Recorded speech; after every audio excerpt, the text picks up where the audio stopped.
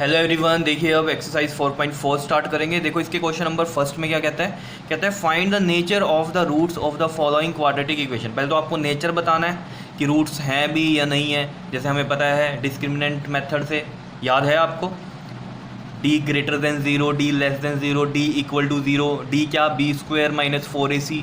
Exercise 4.3 में देख लेना, क्वेश्चन नंबर सेकंड में मैंने समझाया भी हुआ है आपको, ठीक है। तो नेचर हम वहाँ से बताएंगे, क्लियर।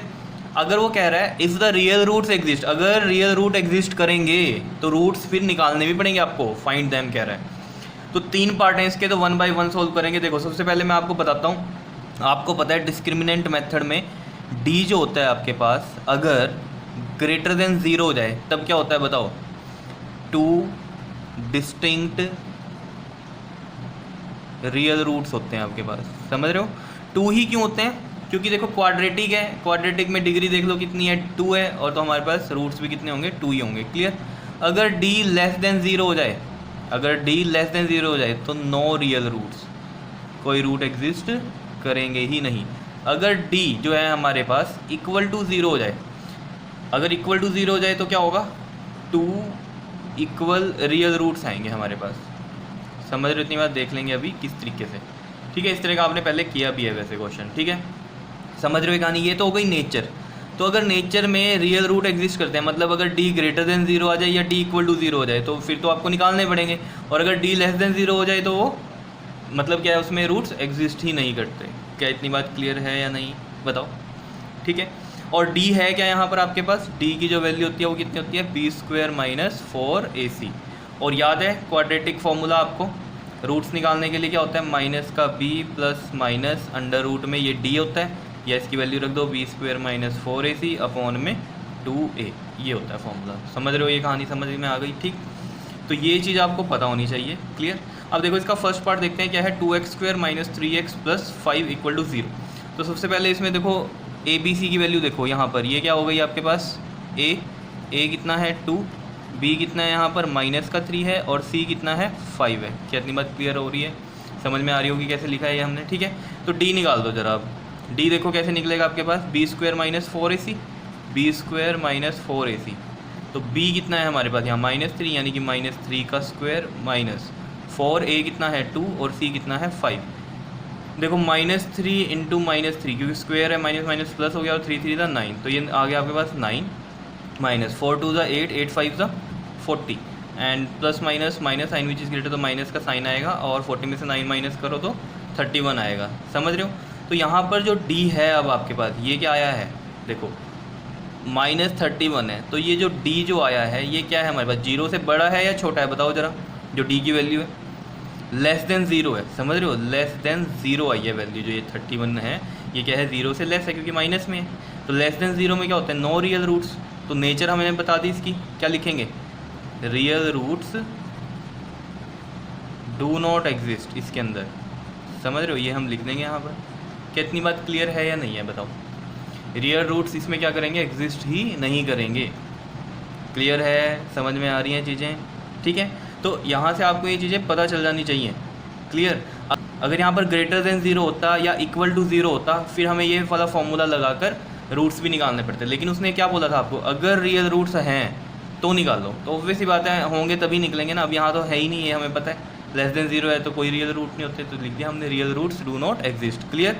अब इसका सेकंड पार्ट देख लेते हैं। देखो इसके सेकंड पार्ट में देखो क्या है आपके पास, 3x स्क्वायर माइनस में 4√3x प्लस में 4 इक्वल टू 0, ये है, क्लियर है। अब देखो इसमें भी वही करना है आपको।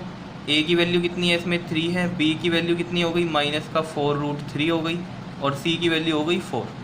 तो इसमें भी d निकाल दो। d क्या है हमारे पास, बी स्क्वायर माइनस 4ac होता है। b की वैल्यू कितनी है, माइनस का 4√3, और इसका पूरे का स्क्वायर माइनस में 4 इंटू में a हो गया 3, और c कितना हो गया 4 हो गया। क्या इतनी बात क्लियर है या नहीं है बता दो, समझ में आ रही है चीज़, ठीक है। अब देखो इसका पूरे का स्क्वायर है, तो देखो -4 का स्क्वायर करेंगे तो -4 into -4 minus minus plus, and 4 4 दा 16, तो ये तो 16 हो गया। और √3 का भी स्क्वायर है, तो √3 का स्क्वायर जब करेंगे तो स्क्वायर से ये रूट कट जाएगा, 3 बचेगा, माइनस 4 3 ज़ा 12, एंड 12 4 ज़ा 48। क्या इतनी बात क्लियर है या नहीं है बताओ। एंड यहाँ से भी कितना हो रहा है, 16 3 ज़ा कितना बनेगा ये अब आपके पास 48, और ये भी 48, 48 माइनस 48 0। तो यानी कि जो d है वो इक्वल टू क्या आ गया 0। तो यानी कि यहाँ पर क्या होंगे, इक्वल रूट्स एग्जिस्ट करेंगे, 2 इक्वल रियल रूट्स होंगे। समझ रहे हो? तो हम यहाँ लिखेंगे 2 इक्वल रूट्स एग्जिस्ट। समझ रहे हो? या यहाँ रियल भी लगा दो बीच में, 2 equal real roots exist. Clear? अब एग्जिस्ट कर रहे हैं तो फिर अब हमें इसमें फाइंड आउट भी करना पड़ेगा। तो फाइंड आउट कैसे करें बताओ जरा, जल्दी से बता दो किस तरीके से होंगे। यस, अब इसमें क्या लगेगा, क्वाड्रेटिक फॉर्मूला लगेगा। तो क्वाड्रेटिक फॉर्मूला लगा देते हैं यहाँ पर। देखो यहाँ पर करते हैं इसको।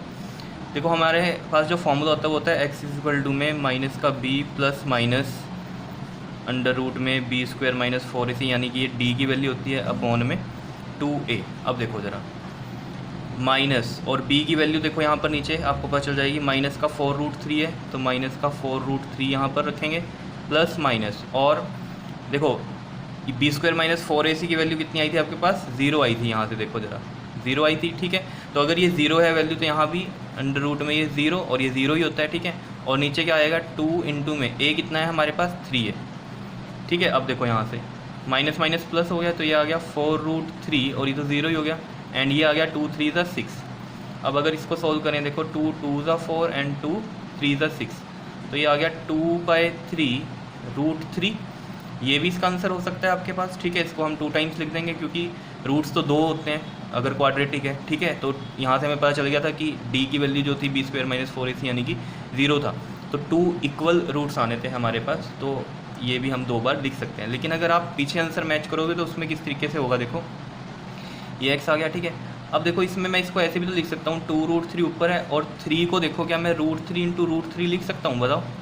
देखो √3 इंटू √3 क्या होता है, √3 का स्क्वायर, स्क्वायर से कट जाएगा 3, यानी कि 3 को मैं लिख सकता हूँ √3 इंटू √3। तो यहाँ मैं इसको अगर ऐसे लिखूँ √3 इंटू में √3, एक √3 से एक √3 कैंसिल। समझ रहे हो? तो कितना आ गया ये आपके पास, बताओ जल्दी से, 2/√3। क्लियर है या नहीं है? तो यहाँ पर हमारे पास 2 इक्वल रियल रूट्स आ जाएंगे। कितनी बात क्लियर है? जिनकी वैल्यू क्या है हमारे पास 2/√3, और अगेन एक बार और लिख देंगे 2/√3। समझ रहे? 2 बार अपने आप से ही लिखना पड़ेगा। जब हमें पता चल गया कि d 0 है इसमें, तो जो रूट्स हैं वो इक्वल हैं, तो एक जो आया है रूट वो यही हम 2 बार लिख देंगे, बस इतना ही फ़र्क है। समझ में आ रही है कहानी या नहीं, बताओ? क्लियर हुआ है? ठीक है, अब इसका जो थर्ड पार्ट भी है देखो आपके पास। ठीक है, ये थर्ड पार्ट हम ज़रा नेक्स्ट पेज पे करते हैं। चलो नेक्स्ट पेज पे चलते हैं। देखो थर्ड पार्ट यहाँ करते हैं।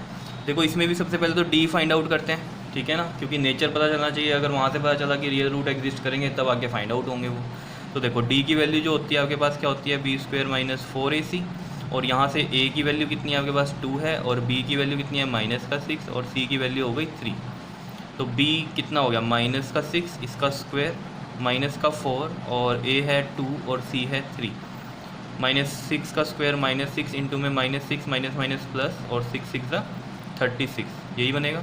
यहाँ भी कर लो, 6 6 ज़ा कितना हो गया 36, माइनस माइनस प्लस, तो ये बन गया आपके पास 36, और माइनस में 4 2 ज़ा 8, 8 3 ज़ा बताओ जल्दी से 24, और ये कितना आएगा आपके पास यहाँ पर, ये आ जाएगा आपके पास, ये आ जाएगा 12। कितनी बात क्लियर है या नहीं, बता दो ज़रा जल्दी से। क्लियर है इतनी बात? अब देखो अगर ये आपको पता चल गया कि यहाँ पर क्या आया है हमारे पास 12 आया, तो यानी कि ये जो d है ये तो क्या है हो गया हमारे पास ग्रेटर देन 0 आया है। अगर ग्रेटर देन 0 है तो क्या होता है बताओ root, 2 distinct real roots exist. Distinct मतलब अलग अलग, रियल रूट्स एग्जिस्ट। क्लियर? अगर एग्जिस्ट कर रहे हैं तो फिर क्वाड्रेटिक लगेगा।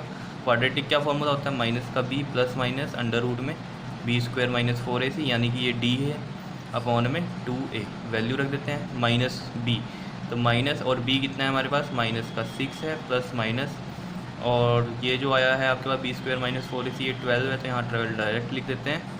2 इंटू में a कितना है हमारे पास 2 है, तो देखो माइनस माइनस प्लस, तो ये 6 हो गया प्लस माइनस, और 12 को देखो सोल्व कर लो, 2 6 ज़ा 2 3 ज़ा 3, और ये 1 कितना हो गया, ये देखो अंडर रूट में ऐसे लिखोगे आप 2 इंटू में 3, और ये देखो ज़रा इसको कंबाइन करोगे जब आप, समझ रहे हो, मतलब पेयर होते हैं ना, पेयर बाहर आते हैं तो एक 2 बाहर आ जाएगा, और ये √3।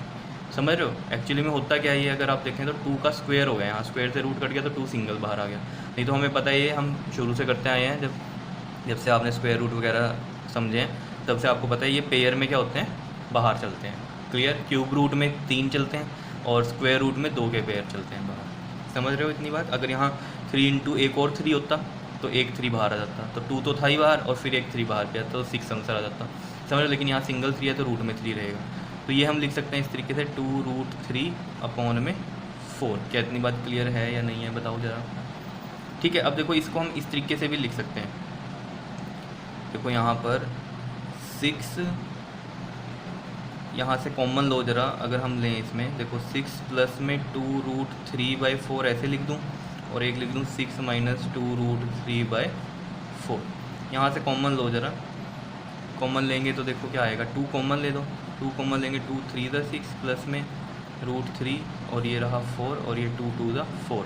सेम यहाँ भी 2 कॉमन ले लो, 3 माइनस में √3 रह जाएगा अंदर और ये 2 2 द 4। तो ये क्या बन गया आपके पास, देखो 3 प्लस में √3/2 और ये बन गया 3 माइनस √3/2।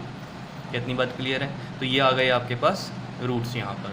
ठीक है, रियल रूट्स आ गए, डिस्टिंक्ट हैं और अलग अलग हैं, देख लो। ठीक है, तो इनको अगर हम कंबाइन करके लिखें तो इस तरीके से भी लिख सकते हैं 3 प्लस माइनस √3/2। ये आप पीछे आंसर देखोगे इस तरीके से दिया होगा। ये भी सही है, इस तरीके से भी लिख सकते हो, नहीं तो ऐसे लिख लो। ओके जी, थैंक यू।